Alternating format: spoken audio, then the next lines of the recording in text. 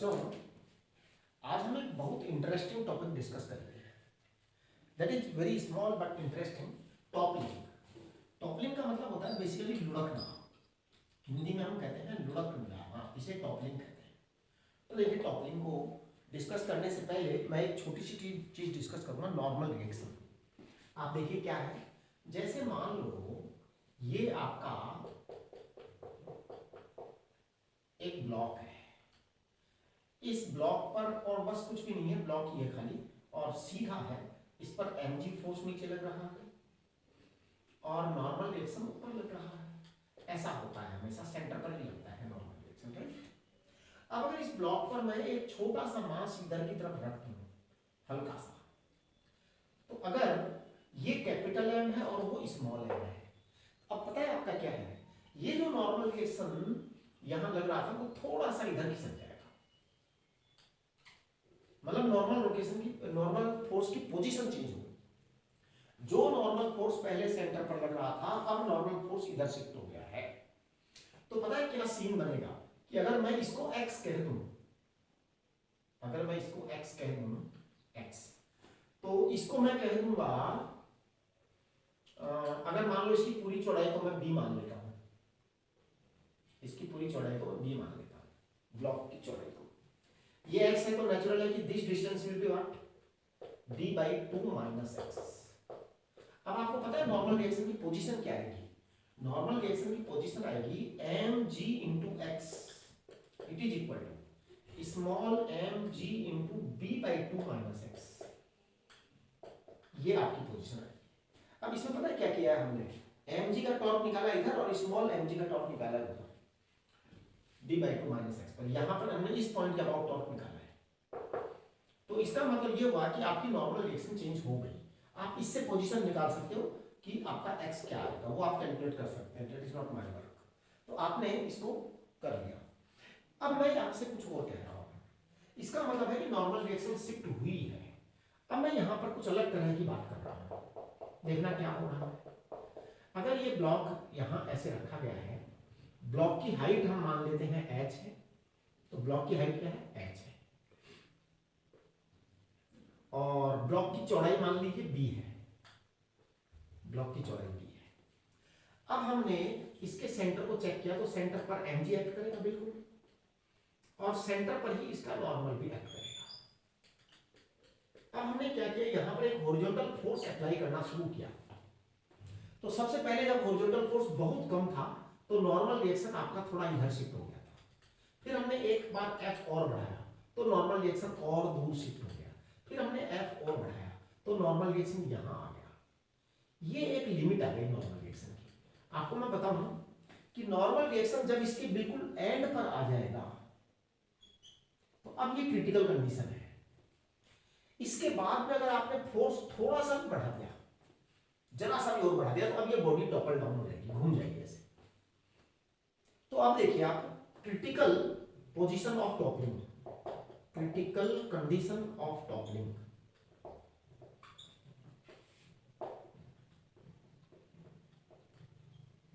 तो पता है क्या होगा, आप इस पॉइंट के अबाउट पूरे के पूरे टॉर्क निकालिए। यहां आपने फोर्स F लगाया है, यहां आपका नॉर्मल रिएक्शन शिफ्ट हो गया है, फ्रिक्शन फोर्स आपका निश्चित ही इधर लगेगा। हाँ जी, फ्रिक्शन फोर्स तो है ही, फ्रिक्शन फोर्स तो है ही। और आपको मैं ये बता देना चाहता हूं कि ये जो फ्रिक्शन फोर्स लगेगा वो F के बराबर होगा, हर हालत में F के बराबर होगा। इस फ्रिक्शन फोर्स को F के बराबर होना ही पड़ेगा। अगर ये फ्रिक्शन फोर्स इस F के बराबर नहीं होगा तो ये ब्लॉक जो है खिसक जाएगा, आगे चला जाएगा। जैसे मान लो F ज्यादा हुआ, F ज्यादा हुआ और फ्रिक्शन फोर्स कम हुआ तो ब्लॉक खिसक जाएगा, राइट। तो condition of, critical condition of toppling में हमें इस पॉइंट के अबाउट टॉर्क निकालना है, इस फोर्स F का और इस mg का। तो मैं देखिए टॉर्क निकाल रहा हूं। फोर्स F का टॉर्क होगा F × h और mg जो है इसका टॉर्क होगा mg × b/2। तो आपकी F की वैल्यू आ जाएगी mg b/2h। और हमने कहा कि ये फ्रिक्शन फोर्स के बराबर होगा, ये फ्रिक्शन फोर्स के बराबर होगा, तो आप इसको कहिए म्यू × n। फ्रिक्शन फोर्स के बराबर है। अब आपको मैं एक बात ये कहना चाह रहा हूं कि अगर ये F आपका क्रिटिकल फोर्स है, अगर फ्रिक्शन फोर्स इससे कम हो जाए तो इसका मतलब ये हुआ कि ब्लॉक, ये जो ब्लॉक है ये टॉपल डाउन नहीं होगा, ये पहले स्लिप हो जाएगा। तो देखो दो कंडीशंस हैं, टॉपलिंग फर्स्ट और slipping first. Toppling first, toppling first का मतलब ये होता है, टॉपलिंग फर्स्ट का मतलब ये होता है कि friction force is so big that it is greater than F, है ना। यानी कि फ्रिक्शन फोर्स जो है वो अभी फ्रिक्शन लिमिट को पार नहीं किया है ना। हाँ sorry, force applied force is not crossed the limit of friction, the limiting friction. हाँ, लिमिटिंग फ्रिक्शन आप जानते हैं क्या होता है, FRSL, इसे कहते हैं म्यू एस इंटू एन, ये लिमिटिंग फ्रिक्शन है। अगर आपका जो फोर्स है वो इस लिमिटिंग फ्रिक्शन को पार नहीं करता है ना, यानी कि FRSL जो है it is greater than F and F is already this mgb upon 2h। इसका मतलब ये हुआ कि आपकी जो है ना टॉपलिंग हो जाएगी, टॉपलिंग फर्स्ट, स्लिपिंग होगी नहीं, टॉपल हो जाएगा, टॉपल फर्स्ट। बट इफ अगर फ्रिक्शन फोर्स लिमिट जो है वो लेस देन F हो गई तो फिर तो टॉपलिंग नहीं होगी, नो टॉपलिंग,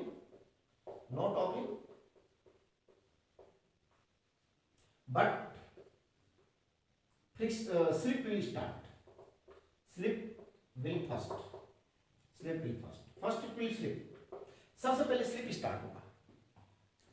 तो अब आपके दो केस क्लियर हो गए कि अगर आपका फ्रिक्शन का लिमिट जो है ज्यादा बड़ा है तो पहले टॉपलिंग होगी, लेकिन अगर फ्रिक्शन की लिमिट कमजोर है और आपका फोर्स जो है पहले ही फ्रिक्शन के फोर्स से ज्यादा बड़ा हो गया है, कि आपका फोर्स ज्यादा है फ्रिक्शन फोर्स कम है, तो बेटा फ्रिक्शन फोर्स कम है तो फिर तो स्लिप हो जाएगा, फिर टॉपल करने का मौका ही नहीं मिलेगा, उसको लुढ़कने का मौका ही नहीं मिलेगा, उससे पहले ही स्लिप हो जाएगा, राइट।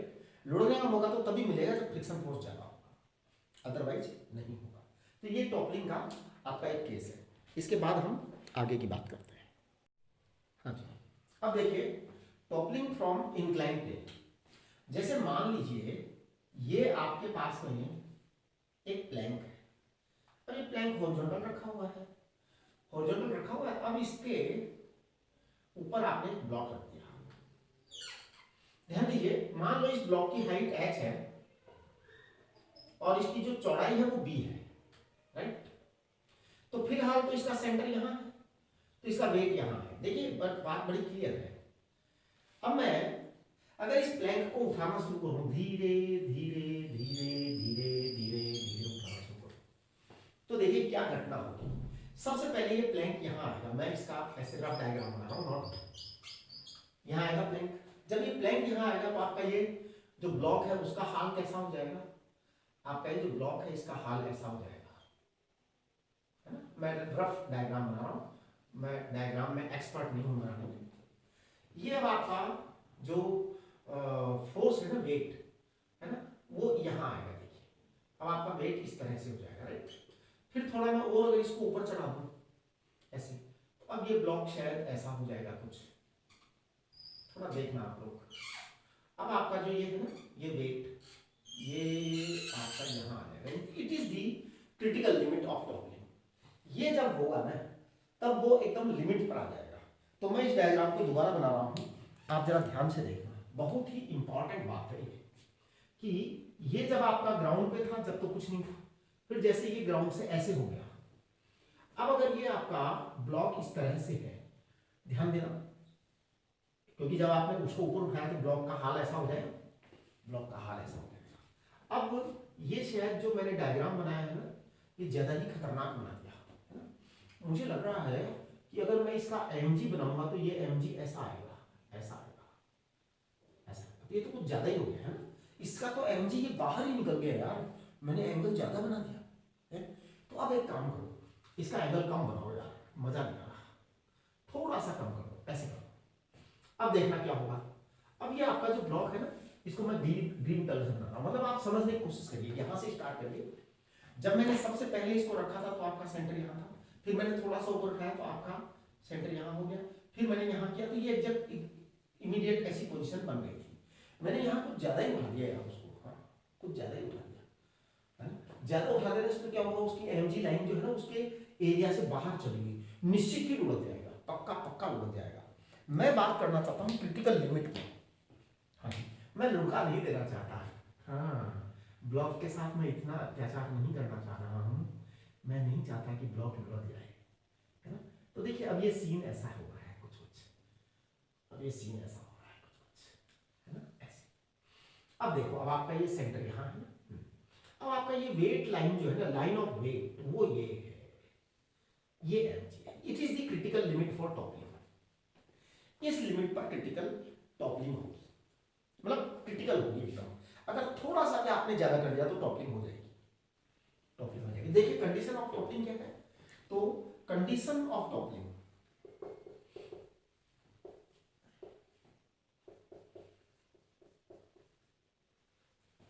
है ना, line of weight, line of weight should, condition of toppling, line of weight should come out from base, out from base. देखिए if line of weight, if line of weight mg is not out of base, not out of base, out of base, not out of base, then toppling will not take place, then no toppling, आपकी कोई toppling नहीं होगी, no toppling. अब देखिए अगर मान लो मैं इसको और थोड़ा नीचे रखता, यहां रखता, यहां पे रखता, तो टॉपलिंग का सवाल ही नहीं पैदा होता। यानी टॉपलिंग के लिए आपका ये एंगल थीटा ऐसा चाहिए, ऐसा चाहिए कि आपका जो लाइन ऑफ वेट है ये बेस के एंड से बाहर आ जाए।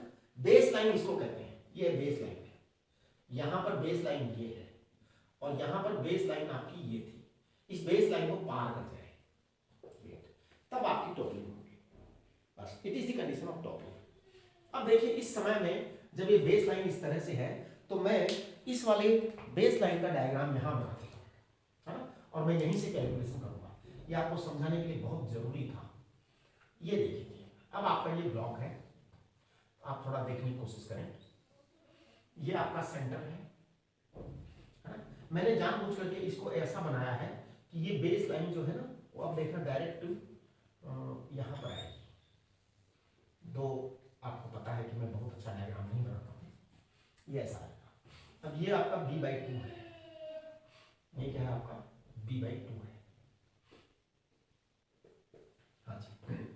ये एंगल थीटा है तो नेचुरल है ये 90 माइनस थीटा है, तो नेचुरल है ये 90 माइनस थीटा है, ये 90 माइनस थीटा है, तो ये थीटा है, ये थीटा है। इसका मतलब आपका ये b/2 है और ये h/2 है, ये h/2 है, h/2 है। अब देखो आप tan थीटा को क्या बोलोगे आप, this is 90 minus theta, this is certainly theta, तो मैं कहूंगा tan थीटा इज व्हाट, देखना tan थीटा जो है वो b/2 अपॉन h/2 आएगा और ये आपका b अपॉन h आएगा। ये आपकी टॉपलिंग की कंडीशन है, ये आपकी टॉपलिंग की कंडीशन है थीटा। अब आप ध्यान दीजिए यहां पर क्या क्या होने वाला है। यहां पर एक तो वेट लगने वाला है mg sin theta,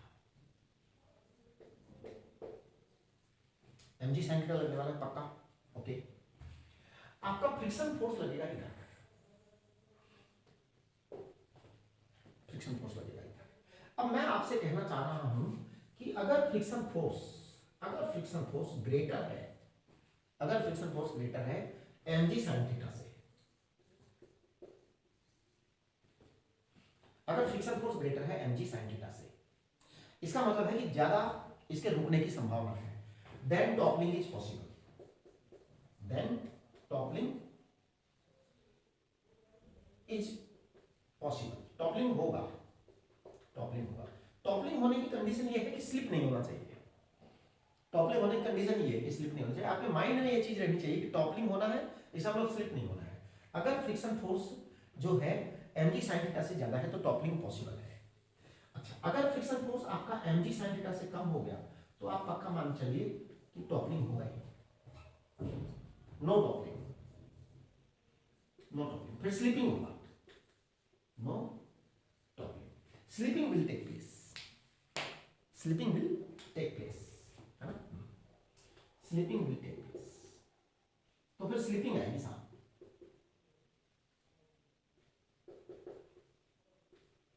will be there, sleeping will be there. आप बात को समझने की कोशिश करिए, बात को समझने की कोशिश करिए। अगर फ्रिक्शन फोर्स आपका ज्यादा है, मोर फ्रिक्शन यानी टॉपलिंग फर्स्ट, है ना, फ्रिक्शन मोर यानी टॉपलिंग होगी, है ना, फ्रिक्शन लेस यानी कि स्लीपिंग होगी। ये बस यही इसमें खास बात है, आपको इतने आप अंदाज लगाना, अपने आप आपको तो इसको एस्टिमेट करना है कि क्या होने वाला है। थीटा की वैल्यू आपकी ये ध्यान रखिए। क्रिटिकल लिमिट जो है ना टॉपलिंग की, critical limit of toppling angle, है ना, angle of toppling, critical limit of toppling, ये क्रिटिकल लिमिट ऑफ टॉपलिंग है और ये है tan थीटा बराबर क्या है b अपॉन h है। अच्छा, अब एक बात और है, कभी कभी ये जो b है ना, ये इस तरह से नहीं होता, ये सिलेंडर का रेडियस दे देते हैं, सिलेंडर का रेडियस दे देते हैं। मान लो ये एक सिलेंडर है और इसका रेडियस जो है ना वो स्मॉल r है, तो आपको पता है tan थीटा को आप क्या लिख देंगे, आप लिख देंगे tan थीटा को r upon h by 2, r upon h by 2, b की जगह जो हमने b बाई 2 h बाई 2 लिखा था ना, उसको आप r अपॉन h बाई 2 लिखेंगे। आप इसको 2r में लिख सकते हैं b को, है ना, that is 2r upon b। ये b जो है ना ये 2r है, b जो है 2r है, तो आप tan थीटा को 2r अपॉन h भी लिख सकते हैं। ये आपकी टॉपलिंग की कंडीशन क्लियर हो गई। अब की बार में एक क्वेश्चन आया था उसमें एडवांस में, और एक सवाल मैं और डिस्कस करूंगा अभी। हाँ जी, देखिए इस बार एक क्वेश्चन आया था एडवांस में, उसमें क्या था, एक प्लैंक था, उस प्लैंक को थोड़ा सा टेढ़ा किया गया था, ऐसे इंक्लाइन बनाया गया था, और इस पे यहाँ पर एक गेंद रख दी गई थी, एक बॉल रख दी गई थी, प्लैंक को यहाँ से ऐसे कट कर दिया गया था। अब देखिए आप, कहा था कि ये बॉल जो है क्या एंगल हो, ये बॉल इस ग्रुप में से, इस छेद में से निकल के बाहर आ जाए। तो देखिए धीरे धीरे करके हम इसको ऊपर उठाते हैं, इसको ऊपर उठाएंगे तो एक ऐसा सिचुएशन आएगा जब देखिए अभी इस समय इसका जो सेंटर है वो यहाँ है, तो इसका वेट mg यहाँ एक्ट कर रहा है। जब तक इसका वेट mg इस एंड के अंदर अंदर है तब तक मान के चलिए ये बिल्कुल बाहर नहीं आएगा, टॉपलिंग होगी नहीं, है। लेकिन जैसे ही ये जो स्फीयर का जो ये है एंड आने वाला है, देखो मैं यहाँ बनाने की कोशिश कर रहा हूँ, I am trying my best to make a good diagram, but you know that I don't know how to make a good diagram. अब इसका सेंटर यहाँ आया है ना, अब अगर मैंने यहाँ से लाइन खींची तो अभी भी ये नहीं आया बाहर, थोड़ा और ऊपर उठाओ जी, ये लो, यार ज्यादा उठा दिया आपकी बात में, थोड़ा सा ऐसे करो, हाँ। अब मुझे लगता है कि ये बाहर आ जाएगा, देखना क्या होने वाला है। ये आपका सीन है, अब ये आपका यहाँ पर है ना। देखिए ये मैं आपको थोड़ा डिफरेंट कलर से बनाता हूँ, यहाँ देखिए ये आपका कट है, यहाँ पे आपका कट है, इस कट की लेंथ दे रखिए 2r, है ना, मतलब उसमें एडवांस में क्वेश्चन आया था, उसके अंदर इस लेंथ इसकी वैल्यू दे रखी थी 2r, यहाँ से लेके यहाँ तक, ये आपका वेट mg था, ये mg आपका यहाँ आ गया। अब आपका ये जो है ना वर्टिकल लाइन है, अब आपका ये बाहर निकल के आ जाएगा, जैसे ही आपका mg थोड़ा सा भी, अभी से थोड़ा सा अगर आपने कर दिया ना, तो देयर विल बी लिमिट कि अगर आपने थोड़ा सा भी किया तो ये इधर ड्रॉप करके आ जाएगा, क्योंकि वेट जरा सा भी इधर हुआ ना, वेट जरा सा भी इधर हुआ तो उसका टॉर्क लग जाएगा इधर, और फिर ये बाहर निकल के आ जाएगा। अब देखिए मैं इसको यहां से अगर मैं एक ड्रॉ करूं ऐसे नॉर्मल, तो ये r/2 होगा। ये एंगल जो है ना, इस एंगल को उन्होंने थीटा कहा था क्वेश्चन के अंदर, इस एंगल को थीटा कहा था।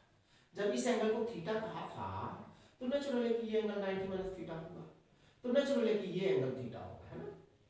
हाँ, ये एंगल थीटा होगा। ये इसकी रेडियस r थी, तो ये इसका रेडियस r होगा, ये स्मॉल r होगा, है ना। तो ये 90 माइनस थीटा है, ये 90 माइनस थीटा, ये 90 माइनस थीटा है, तो this angle will be theta, है ना। अच्छा, इस एंगल को नाम थीटा है, तो इस एंगल को थीटा है तो आप sin थीटा बराबर कह सकते हैं small r upon capital R। तो स्मॉल r sin थीटा बराबर small r upon capital R आ गया। बस दिस वाज योर आंसर, यही आंसर था उस क्वेश्चन में। बहुत ही इंपॉर्टेंट बात है, आपकी लाइन ऑफ जो वेट है ना, वो आपके सपोर्ट से बाहर आनी चाहिए। यस, जहां पर बॉडी को सपोर्ट मिल रहा है, your line of weight should come out from the support area. जब सपोर्ट से बाहर आ जाएगा तो आपका टॉपलिंग हो जाएगा वहां पे, राइट। अच्छा, अब अगर मान लीजिए टॉपलिंग नहीं हो रहा, जैसे मान लो एक केस है, ये आपका केस है, अब यहां पे मान लो ब्लॉक रखा हुआ है, टॉपलिंग नहीं हो रहा लेकिन स्लिपिंग हो रही है, टॉपलिंग नहीं हो रही लेकिन स्लिपिंग हो रही है। अगर स्लिपिंग हो रही है तो इट इज वेरी कंफर्म कि भैया ये mg sin थीटा है, इधर की तरफ फ्रिक्शन फोर्स है, इधर की तरफ फ्रिक्शन फोर्स है। अब स्लिपिंग तो हो रही है ना, लेकिन टॉपलिंग नहीं हो रही क्योंकि स्लिपिंग स्टार्ट हो चुकी है। अब स्लिपिंग दो तरह से होती है, देखिए क्या होना है मैं आपको बताता हूँ, दो तीन केस यहाँ पे मैं बता देता हूँ। If no toppling, if toppling is not, if toppling is not, आपकी टॉपलिंग नहीं हो रही है साहब, तो फिर पता है क्या होगा, अगर mg sin theta is greater than fr, then slip will be there, slip will be there, है ना। acceleration is not zero, velocity is not constant, velocity is not constant। लेकिन अगर mg sin थीटा बराबर friction force हो जाए, अगर mg sin theta बराबर friction force हो जाए तो फिर क्या होगा, फिर आपका जो है ना v इक्वल टू कांस्टेंट आएगा, एक्सीलरेशन जीरो आएगा, एक्सीलरेशन जीरो आएगा। ये बहुत इंपॉर्टेंट बात है भाई, mg sin थीटा और फ्रिक्शन फोर्स बराबर हो गए, अब आपका वेलोसिटी क्या आएगा, कांस्टेंट आएगा, एक्सीलरेशन जीरो आएगा, है ना। अच्छा, अगर mg sin थीटा, अगर mg sin theta is less than friction force, then no motion, no slip. mg sin theta is less than friction, then no motion, no slip, toppling is possible, toppling is possible। अब toppling possible होगी, इसका मतलब यह है कि toppling की possibility create हो, इसके लिए बहुत जरूरी है कि बॉडी में फ्रिक्शन फोर्स ज्यादा हो, मतलब बॉडी के ऊपर फ्रिक्शन फोर्स ज्यादा हो। और मेरे को लगता है अगर आपने ये टॉपलिंग का लेक्चर जो मेरा आया आज बन रहा है, इसको अगर आपने पूरा कर दिया ना, तो फिर टॉपलिंग का कोई सा भी केस आप अपने आप अंडरस्टैंड करके उसको सॉल्व कर दोगे, है ना। तो इसको आप करिए अच्छी तरह से।